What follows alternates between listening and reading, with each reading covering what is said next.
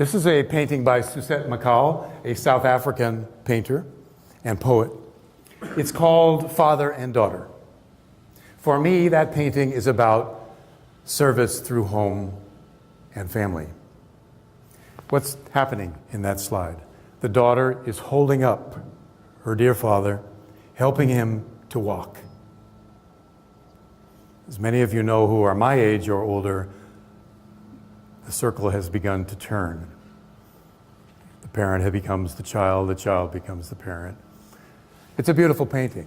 May I close with this? My father was in the last year of his life. Parkinson's disease had taken down everything that he loved to do. He was a teacher, a preacher, a writer, a famous father, really, famous in Methodist circles throughout the world. Wrote 20 books. He could no longer do that. It took him an hour and a half in that last year to brush his teeth. It was painful to watch.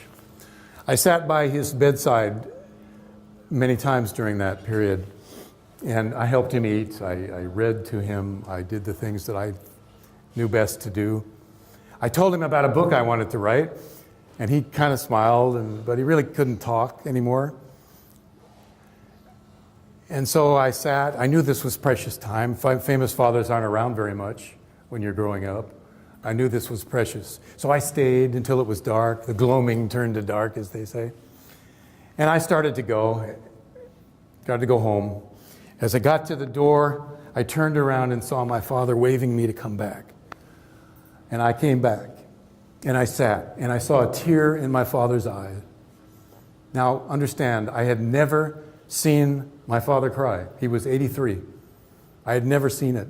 I was startled. He said, "Donald, you must write that book."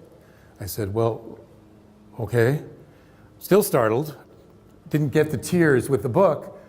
So I sat some more. I started toward the door again. And again, he motioned me to come back. Well, now the tear in his eye was on his cheek.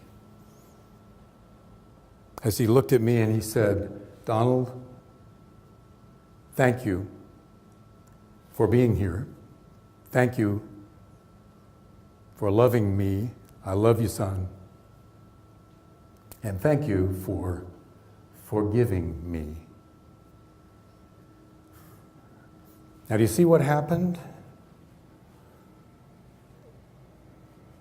I did my best in the last year of his life to be of service in some way to him. Resentments and all, which dropped away as I became of service to him. Now, I knew, as I talked to him, that it was in that time and in that place that he spoke to me in a way that I never thought possible, and that every son, dare I say it, dreams that his father will talk to him. And that's what happened. None of that would have happened had I not been of service and had I not stepped outside of myself and embraced him in love and in service.